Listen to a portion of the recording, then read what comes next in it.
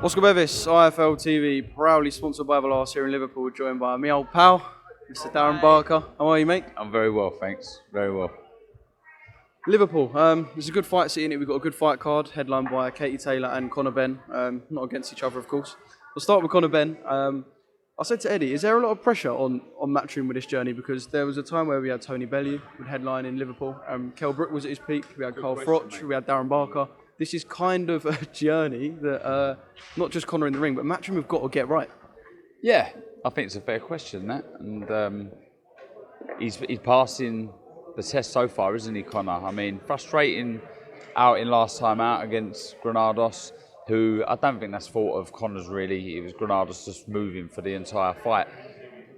There's things that Conor could have done. He could have cut down the ring a bit quicker, brought his feet in quicker, not load up as much, take a step back, let Granados sort of come in to the fight. But these are all things he'll learn from that fight. And he'll have to take them improvements into the fight with Algieri, who truly believes he's got enough boxing know-how, experience, talent to be able to get the win against Conor Benn. It's an interesting fight, but yeah, look, I hope the Conor Benn story and journey continues, because one thing's for sure, he's not really in boring fights, is he? I mean, from his part, he brings it, you know what I mean? Lets his hands go, and I think whether you like Conor or you don't, I think you have to respect his work ethic and his improvements, because they've been incredible. I mean, I know how good of a coach Tony Sims is, so I'm not as probably as surprised as others. Tony's an amazing coach, but you know, to some degree, I am impressed with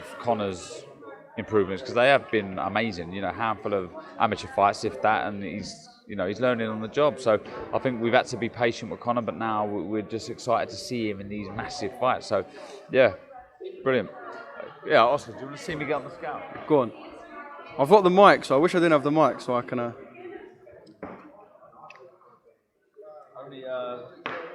My God, he's just over the cruiserweight limit. Do you know what? I've been doing press-ups. Go on. Press-ups, burpees, sit-ups every day, 100, 100, 100. Yeah. Just in case I get the call for Jake Paul. Do you reckon you'd do him even now? I'd have to go hell for leather for 3 rounds. And if what are you looking at? I'd have to go hell for leather for 3 rounds. And if it went longer than 3 rounds, I'd get done. I'd need at least 10 weeks. Have you been approached for anything, not, I say charity related, even exhibition related, since you retired? No. Really? No. Would you? I don't think so. Who wants to watch me fight? I did when you was fighting, so... Yeah, the old Barnet Massive did, yeah. But, no. I'm happy this side of the ropes. I was going to say, you've got it nice. I'm not going to say comfortable, because you have got a job where, you know, it's hard work, but you've got it nice and cushy, haven't you? Yeah. Do you know what? I love what I do. I love it. I'm living the dream. I really am. Like, I thank everybody for their positive comments and that. It's really nice, because look, I don't pretend to be the most articulate man. I'm just sort of a working class bloke who has spent his life boxing, and I just love it. I don't have all these big fancy words, but I think what I do have is a real love for the sport, and I hope that shines through when I do my commentary. So yeah, thanks for everyone for being very positive. But yeah, I'm living the dream. I'm loving every minute, mate. As you are. I am. I'm living the dream as well. I do have to say, I know we've gone off on a bit of a tangent, but you do get you and Chris as a commentary team do get a very, very good response. A very good response. Yeah, actually, I'll ask it this way. Not that did you expect it, because I know, like, you know about boxing, Chris is a very knowledgeable man, but did you expect it to be as sort of... Not as much, and I pinch myself, because, like, you know, I've listened to some great commentators in the past, and the way they articulate and things is amazing, and I have always felt I've not been able to do that. So what I've tried to do is just bring my passion and my love for the sport, and I do think I've got quite a good technical brain. I can analyse fights and break them down and blah blah blah, but the response has been brilliant, and yeah, I love it. You know, at the end of the day, it's important for me, and I think Chris feels the same, that we enhance a boxing fan's experience. If they're sat at home, I don't want them to say, oh, they're useless. You know what I mean? I'd want to turn it off. I want someone to say, you know, they know what they're talking about. So yeah, anyway, thank you. You are doing a very good job, Darren, if I may say so myself. Just quickly, one more thing on Conor Benn. I'm not going to say he's done it the hard way because look, he was backed by Matchroom early. He has got the Benn name, so he was always going to be sort of involved in a level where people knew who he was. I remember after that fight at York Hall against Cedric Payno, he got written off rotten. And he had to deal with a lot of scrutiny from an early age, and I suppose there is pressure that comes with that Benn name. So when you're looking at Conor, you're looking at someone who's got a bit of character as well, and he talks well, he's intense. There is like a bit of is there a superstar feel around him, do you think? Yeah, I think so, and I think he buzzes off it a little bit. I mean, look, you've got to remember, Payno's not a... Oh, look, I've got 3 girls kicking You're getting ripped. I don't know if you should get rinsed on me. Look at them, they're losing their mind. Look, you've got to remember, Payno's not a bad fighter. You know, for someone like Conor Benn, who is well, at that time was a raw novice, it was a difficult fight, and look, the rematch was still a bit tricky for him.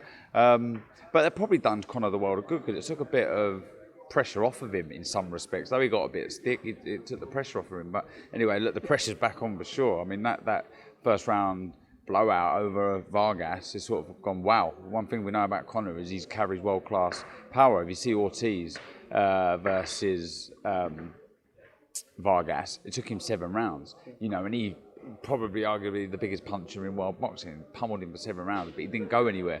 And Conor done him in 1 round, Vargas. So, yeah, that's one thing we've learned about him. It's just, yeah, I do feel if Conor was to win a world title, he would be a superstar, yeah.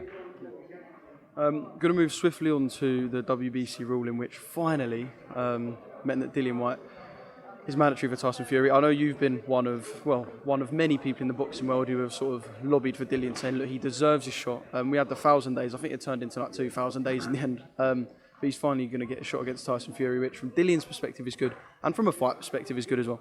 Yeah, we want to see it. Well, I just want to see all of these big guys in there with each other. I do. I think Dillian's certainly deserved the shot. He's been patient. I'm sure he's earned a few quid stepping aside. But just quickly on that, I was asked the other day, do you think AJ should step aside? And I said, yeah, why not? Like, forget the fight with Usyk and not wanting to look like you've half-bottled it or blah, blah, blah. However, some people might think that. I don't think that's the case at all. If someone is going to give me millions to not fight, I'm going to take the million. It's mental. It's absolutely mental. Why wouldn't you? So, anyway, yeah, going back to Dillian Whyte, I think, yeah, good luck. I hope that fight does happen. I just want to see, look, it's a great division at the minute, the heavyweights.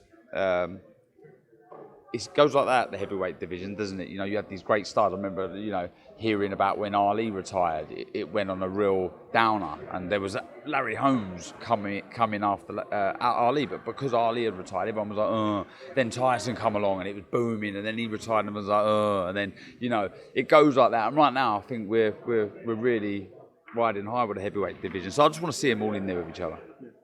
Just sort of quickly, because I know it's a fight that you can break down for, you know, till the cows come home, but what does Dillian have to do to trouble Tyson Fury? I was just saying it with one of your rivals there. Rivals? We're friends. Yeah, you're friends. It's very hard to come up with a game plan against an unbeaten fighter because, you know, everyone's tried it and no one's done it. I think for Dillian Whyte and his team, when you're fighting someone like a Fury who's very elusive and hard to pin, one area of the target that you got to go for is the body. So when someone like Fury is moving, he's elusive, he's leaning back. But if you see this body, it's standing exactly where it is. So it's about bringing your feet in, target the body, then work down, up. I think that's something that Xavier Miller and Dillian Whyte will be looking to do, is, you know, sort of jab the body and come up with the right hand to the head. We used to do it with Tony all the time. We called it the Roberto Duran shot. Jab to the body, right hand to the head. It's about being unpredictable. That's what Tyson Fury does so well. So you've got to mix it up, almost play him his own game a little bit. Keep him thinking.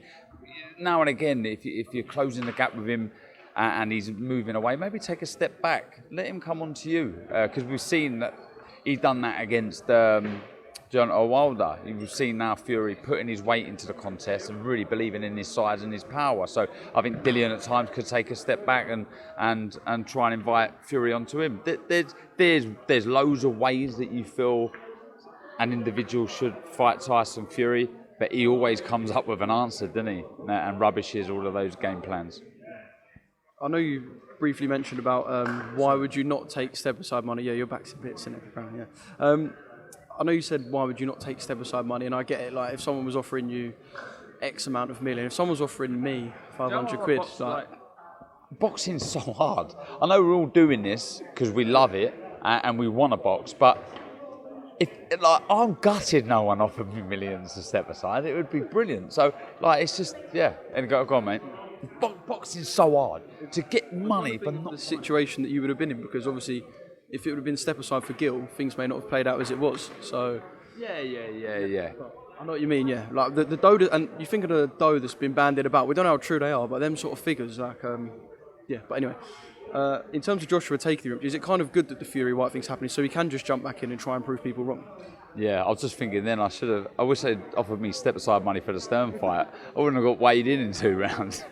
Do you know, mate, me and my dad were banking on you winning and hoping that you was going to fight at Stamford Bridge. I don't want to break your heart, Darren, but... Well, yeah, my own heart's broken.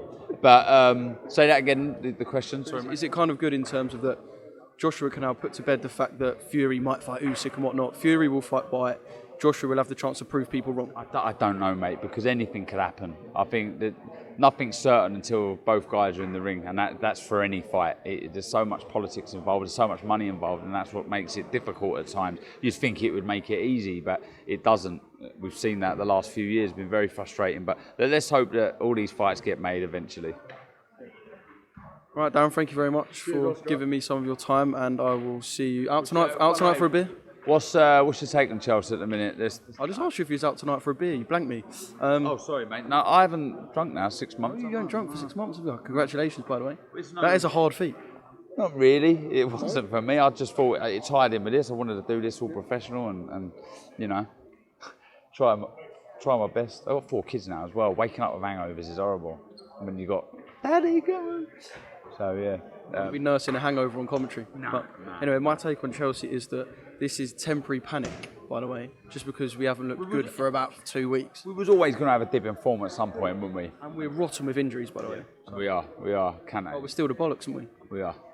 Up the two.